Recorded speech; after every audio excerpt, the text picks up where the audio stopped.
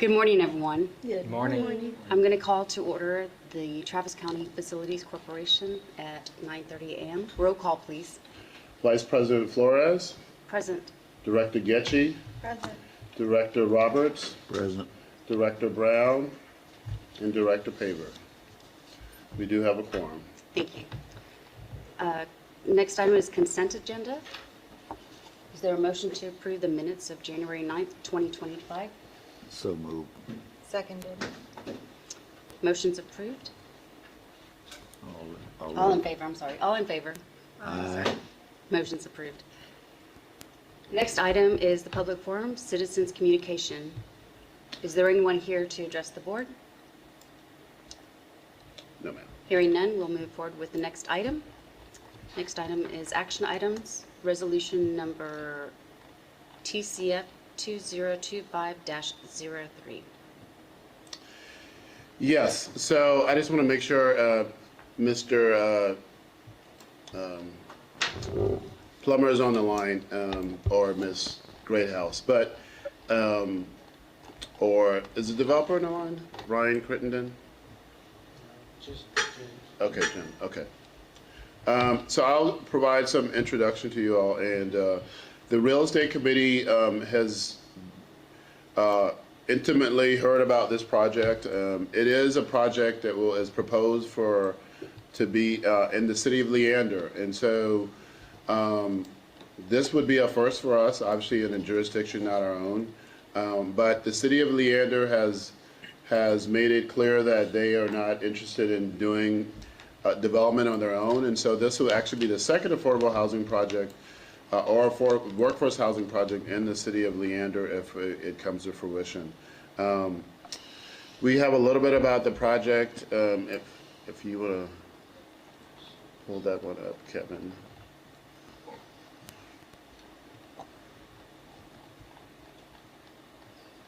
Okay. All right. So it's going to be called. It's called the Preserve at Mason Creek, and we can just go through the nice pictures. Okay, so for context, it's just off 183A and an area up and coming there in the city of Leander, which is a bedroom community in the city of Austin. Thank you. And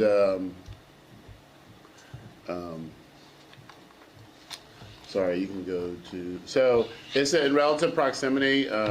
We know that we have, does have access to commuter rail as it goes all the way to the city of Leander, the Cap Metro. And there are a lot of amenities around as far as that part's concerned.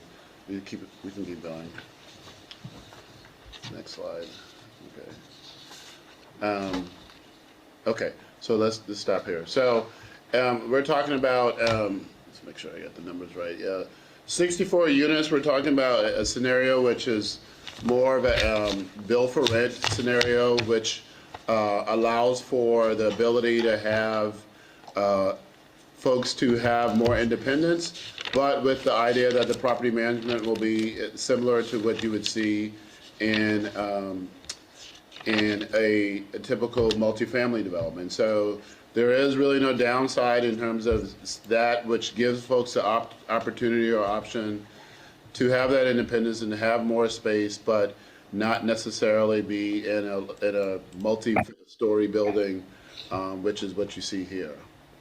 You can keep going to the next slide. Okay, so this idea of what the properties will, the units will look like, different types. You can keep moving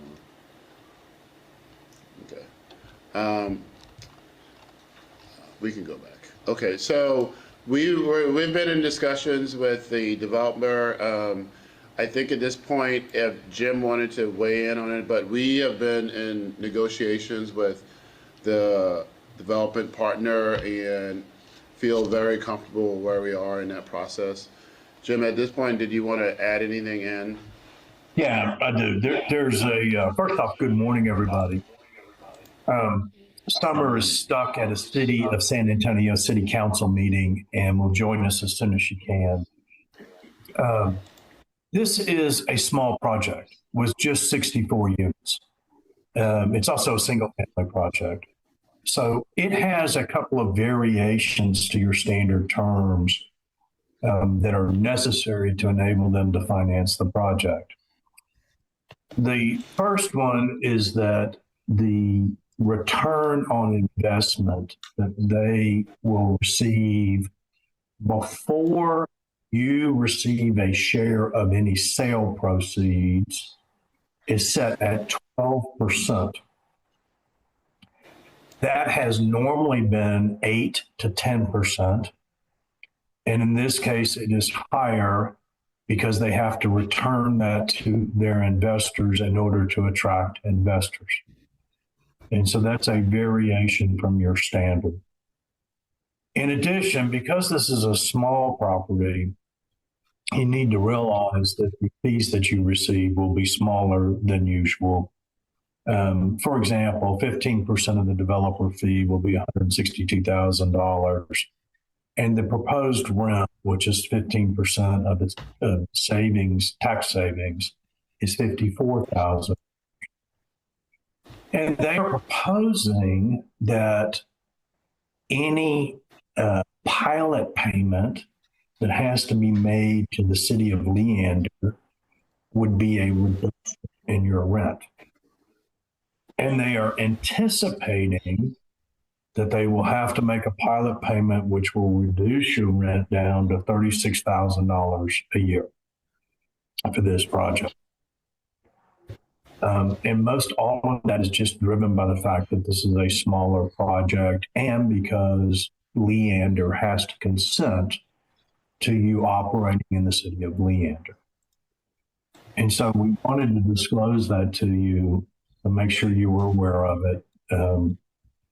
And to tell you that we have been through negotiations and we do believe that those requirements are something that will be necessary to enable them to actually get the project financed. Jim, if you could highlight, so during the discussions with the real estate committee, there was concern about making sure there are guardrails in place with the property management. Could you speak to that? We spent a lot of time talking about that, and this is something that you'll likely see in all of the deals going forward, given the fact that that concern has been expressed. So if you could share a little bit about that, Jim. I can. We put in a provision that basically gives us the ability to change the manager if certain bad acts occur. For example, if they fail an inspection by a government agency that's not cured, if there's a violation of any legal requirements that's not cured in 90 days,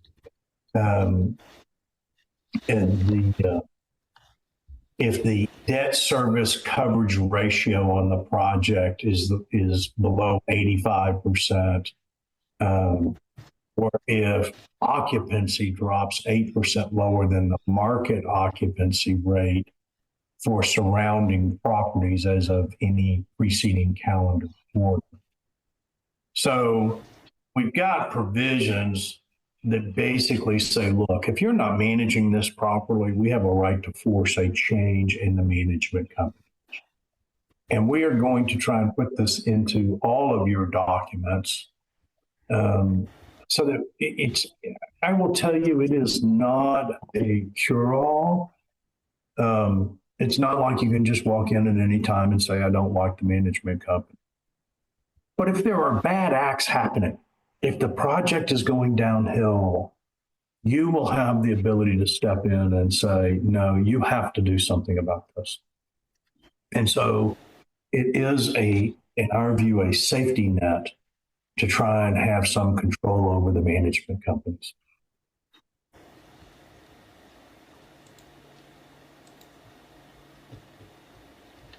Any other questions for Jim? So you know this must be important. there's a lot of space, it appears, between those houses. What's the difference? It looks like they're single-family standalones. What's the what was the rationale for doing it that way? The market, the interest there in Leander, if you've been to Leander, you know that typically multifamily, that type. So they were looking at market conditions and they did a market study and analysis on what would be appropriate. So again, having affordable and workforce units that are rental, and so that's the basis for this. And so even the basis as far as the size and everything else, I think. So I do believe in the future you might see other types, but of course this is only their second sort of project of this type, and so I think as the demand becomes greater, you'll see different types and typologies. But Have we seen that done before? Is that we've approved 2 build for rent projects, the Z Modular, there's one of the phases there, and iTech, which we know hasn't moved forward. And we'll see another project here in a few minutes that'll be talking about build for rent. So yes, it definitely is. Yes, sir. And Barclay Meadows had a single family phase as And well. that is correct, yes. So yes, we have approved build for rent projects, and you'll see more of those. Again, you'll see another one here in a few minutes, but certainly, again, the opportunity to have more independence with the idea of still having the property management at the same level in terms of taking care of the area, which is something that has become very popular given the fact that people are having harder times of buying or contemplating buying, not sure. So we see this as a really good area of need that is growing.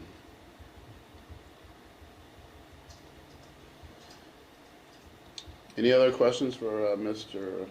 Plummer? Judy? You have any? I don't have any.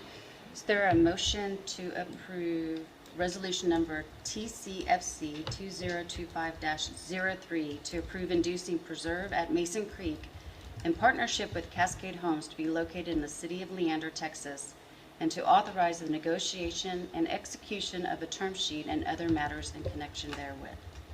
That's so moved. Seconded.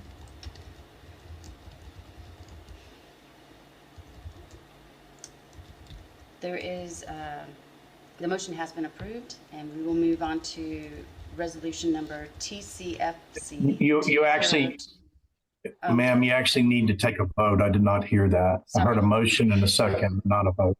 Sorry. Just all in favor? All in favor? Aye. Sorry. Aye. Okay. Sorry about that. Yeah, that's Okay. We'll move on to resolution number TCFC 2025-04, sorry. Okay. So this project is called Moonlight Tower. It's in the, I'm going to say Manchac area. I want to say Manchaca. I know that's the way it looks, but it's Manchac. It's in South Travis County. It's maybe near, is this near your part of town, Judy? Okay. Manchac. It is in South Austin. South Austin. Okay, all right. It's hard to read. So, let me blow it up a little bit. Okay. So the big star there is where it's located, but it's in this essentially South Travis County, and it's become very much an area, desired area. But as we know, the opportunity for workforce and affordable housing still continues to grow, and so we see this as great, another opportunity to be able to see multifamily or affordable workforce in the area. You can go into the next slide. It's 400, how many units? Go back. Kevin, you go back. It shows the unit count. 431. Yeah, 431 units, and they are, it's what they call a Texas wrap, so essentially the parking is in the interior and then there's units around the outside. Okay, proceed.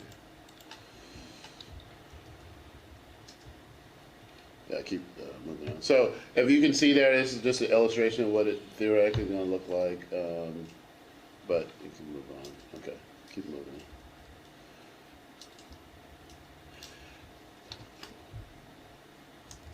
So I do have the developer, David Moran, is on the line. David, did you like to say anything about the project itself? I know you're on, so maybe up to 3 minutes if you like. Sure. Well, good morning, everyone. I'm not sure if you can see me here on the screen or not, but Yes, we can see you.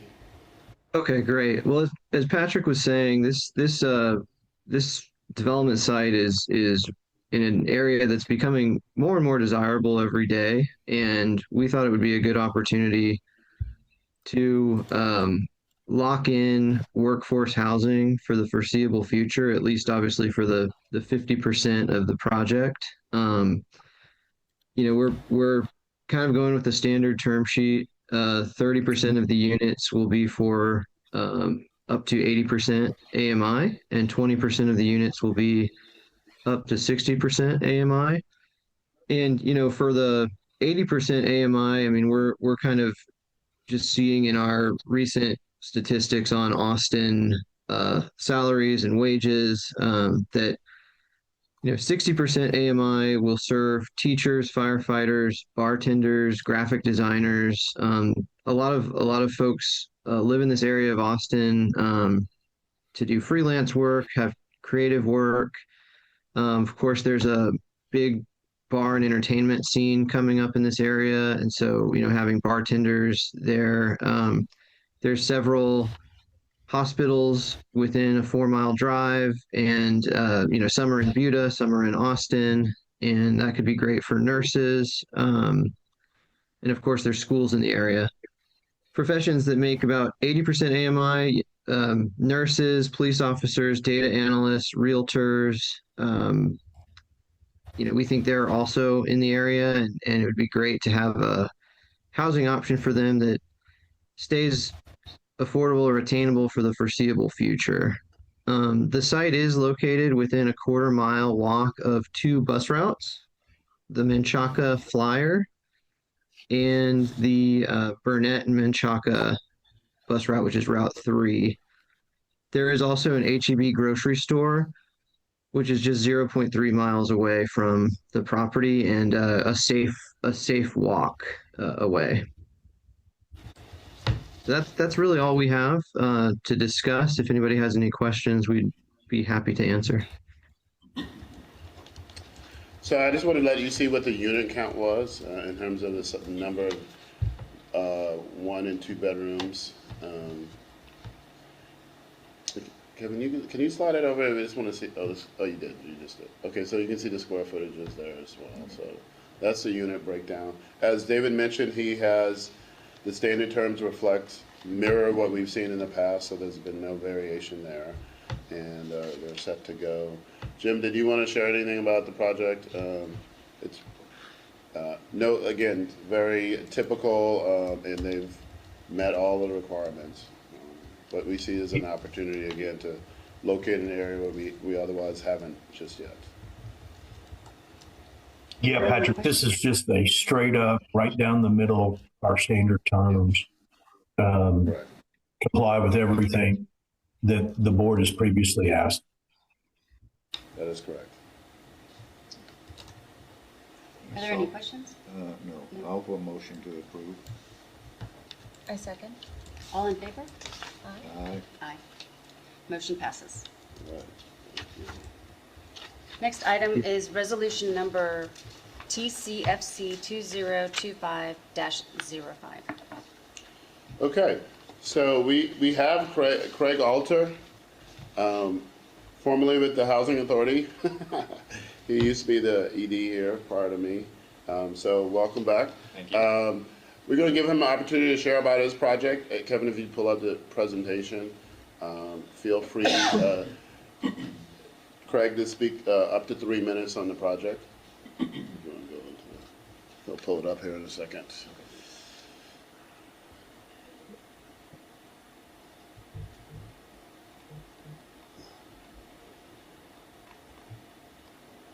Just let us know if you want to advance this, when you want to advance. All right, yeah. Do you have can you go to the location now?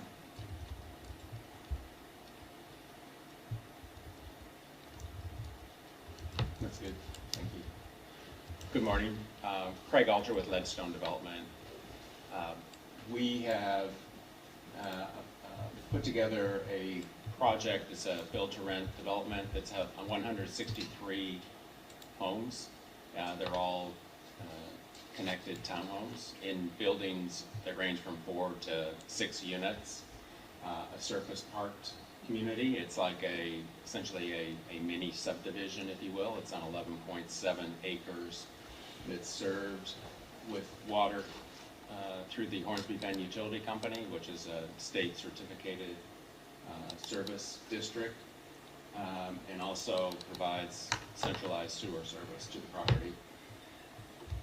We feel fortunate to have found this available land because a lot of the land in the area west of State Highway 130 is without centralized utilities, making it essentially impossible to develop in that area. But what's most exciting to us is our ability to service not only the new Tesla plant, which currently has over 20,000 employees and is being expanded by another 50% to accommodate 60,000 employees. That, coupled with the Austin Bergstrom International Airport expansion, are two huge employment drivers. But having the access to State Highway 130 and Highway 71 also provide accessibility to a lot of the other major employers in the Austin area. Build to rent is, as you've been hearing, an alternative to all apartment living. It provides individuals an opportunity to have a home-styled environment where they've got their own private backyard, as well as not having people living above them. The units are typically larger than an apartment building, and they also command a higher rent than a traditional apartment development.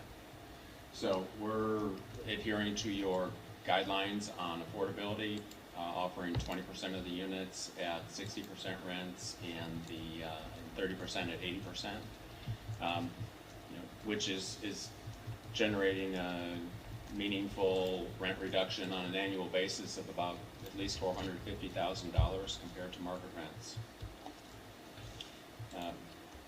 Leadstone Development prides itself in its design and in its quality of development and quality of construction.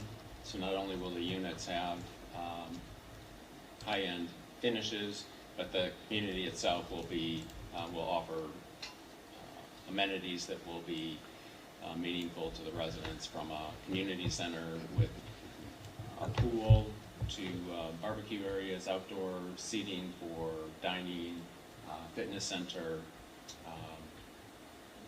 party room, gathering rooms, on-site management, dog park, pickleball park, and some open space as well.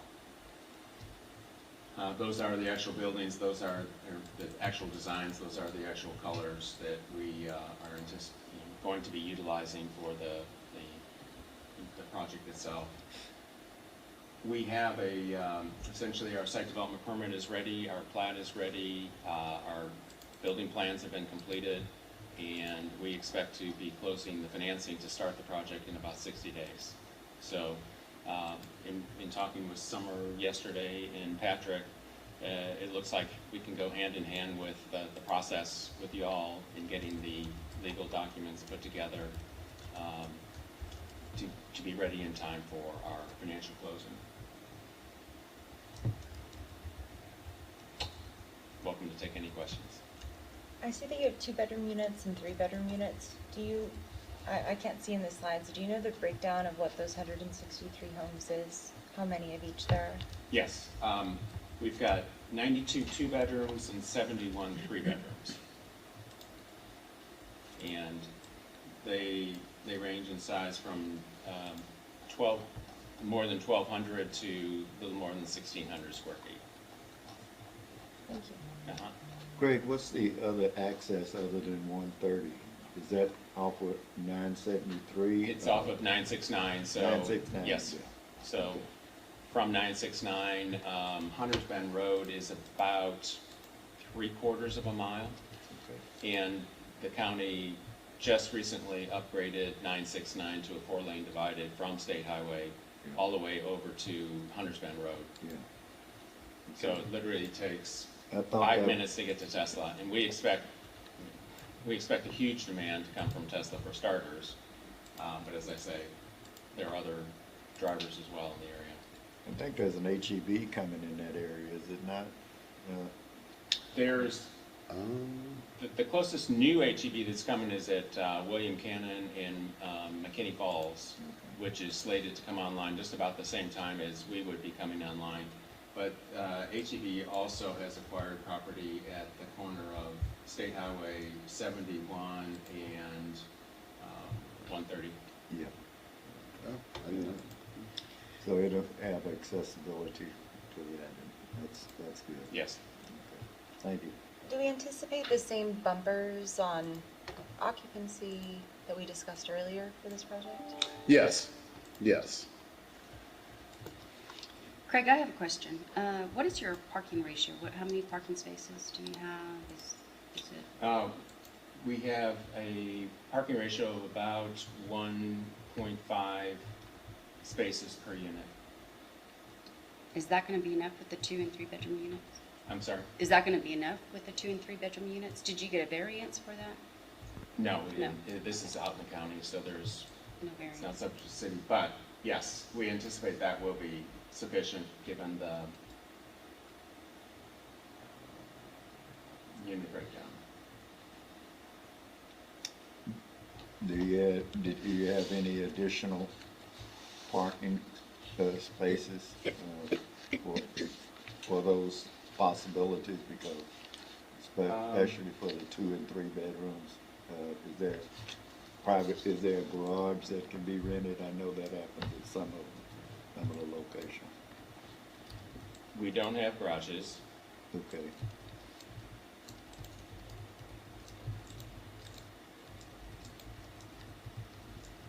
Let me just double check. Let me double check something, please. But it meets the minimum, that's basically, yeah, okay.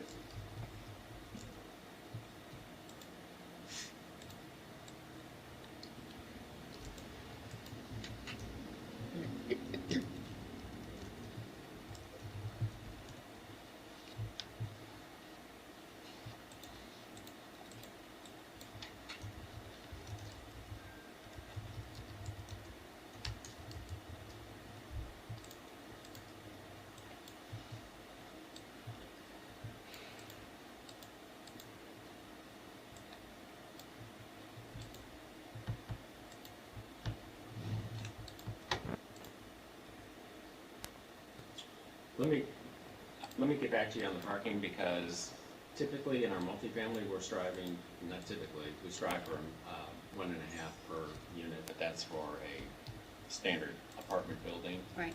And given this and what you just said as well, forgive me for not being able to pull this number right off the top of my head, but oh, here we go. 1.85. Okay, so, Okay. yeah, it's Better. almost, Yeah, almost yeah. 2 units, yeah, That's much okay. better. That sounds a little better, okay, yeah. Good. I'm ready whenever you. Okay. Is there a motion to approve resolution number TCFC 2025-05, inducing the porch in partnership with Ledgestone Development Group to be located on Hunters Bend Road, south of FM 969, east of SH 130, and to authorize the execution of a term sheet and other matters in connection therewith? I so move, Is there a Madam second? Chair. Seconded. All in favor? Aye. Motion passes. Thank you very much. You're welcome. Next item is resolution number TCFC-2025-06. Okay, so we can take 06 and 07 together. They're both in reference to Cameron Road. We did discuss this in detail with the real estate committee about the idea of, and I tell you what, why don't we pull up the presentation on Cameron Road? So there were scenarios that were presented on Cameron Road. Ideally, the maximum opportunity for deeply affordable units would be to, oh, someone close that door. Super. Sorry, I'm not sure what that is. Might be serious though. Sorry, Lauren. So the maximum opportunity for deeply affordable units, I'll just go through a little further down, would be to provide gap financing, which we all understand, and Jim will talk a little bit about this, is that it would be a loan that we would recoup at the sale of the property. And so this is what we're proposing, is to submit the resolution 6 would be to submit the filings to TDHCA, and then 7 would be for us to authorize up to $2 million in gap financing to move forward with the idea of maximizing the potential of more 30% units. And the real estate committee did, deliberate on this as it relates to what that would mean in terms of the return on an investment. And so the recommendation was to move forward in this fashion with the idea that both we would maximize the opportunity with 30% units and maximize the return in terms of what we would receive in terms of revenue over the long term. So Jim, did you want to share anything about, and Summer's here now as well. So we're just talking about resolution 6 and 7. Summer, I don't know when you jumped on, but this is, we're now just talking about the likelihood of incentivizing the project via more 30% units with the gap financing. Okay, Jim, do you want to take this or do you want me to handle it? Go ahead. Okay.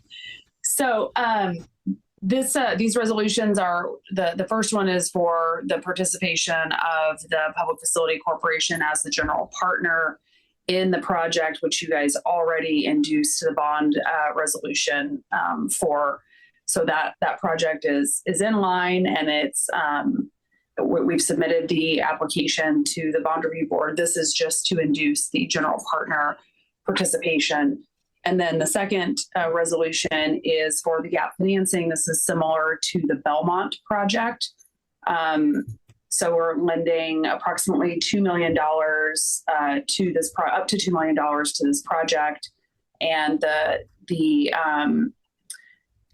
it's a loan, so it will be paid back. The term of the loan is 30 years and 6 months from the closing date.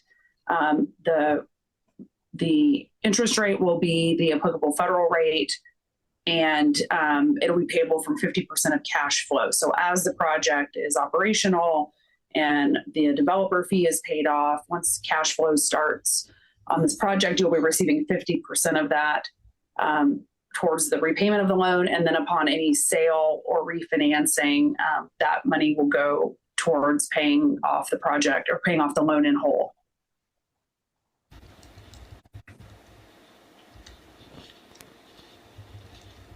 Are there any questions?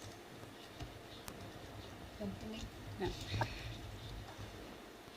So is there a motion to approve resolution number TCFC 2025-06 and resolution number TCFC 205-07?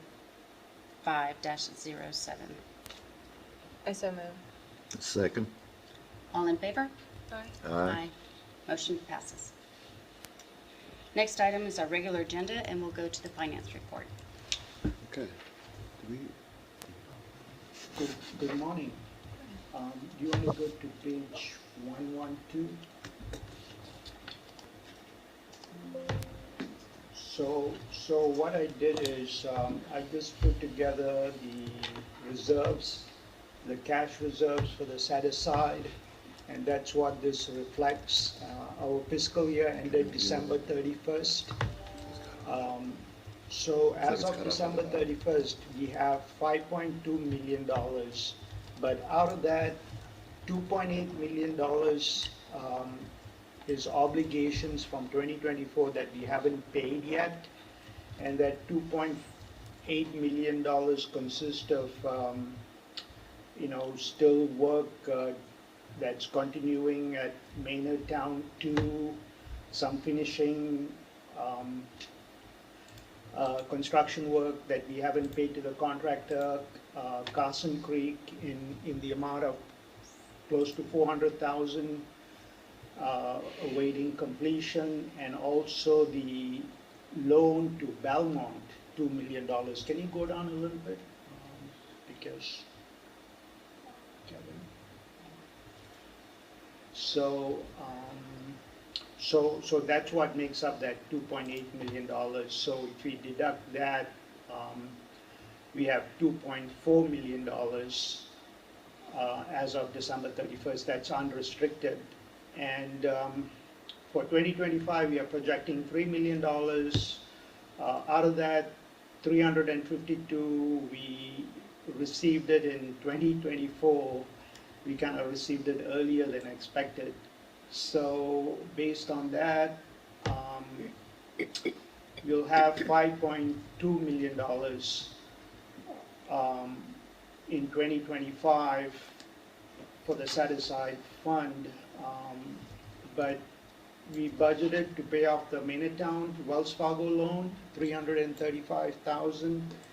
And also we just committed that $2 million for Cameron Road. So that will bring the reserves down to $2.8 million. That's if we don't commit anything else. Well, and also keep in mind, like projects like Craig said, we just approved, we potentially will be closing on that this year or so. Those aren't included in our projection. Our projection was a conservative projection based on last year's projects, not these new projects. So if any of those close and the potential for revenue may come about, that number will change. So. Okay. And on page 111 is the regular reserves. We have as of, can you go up a page to, you have it on 111? Okay. We have $3 million as of December 31st. Again, we have projections is $6 million. We received $705 million in 2024. And then we transferring to HATC $2.4 million for its operation, to foundation $199,000. So at the end of the year, we are expecting $3 million in that reserves.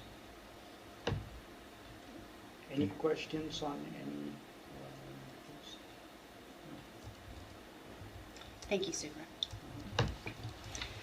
Next item is executive session. Is there a need to go into executive session?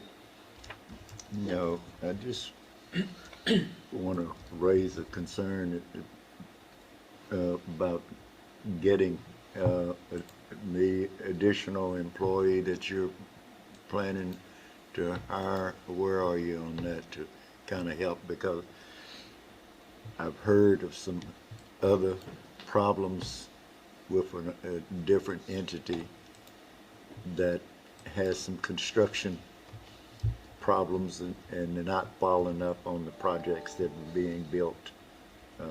And so if we can get those employees on board to help out and start checking on some of this stuff. We perhaps have that conversation during Patrick's report in Yeah, Patsy, just okay, because it's not on the agenda. All right, well, I just, okay, thanks. I don't believe there's a need for executive session, at least from the staff standpoint. Well, is there a motion to adjourn? I move to adjourn. Second. All in favor? Aye. Aye.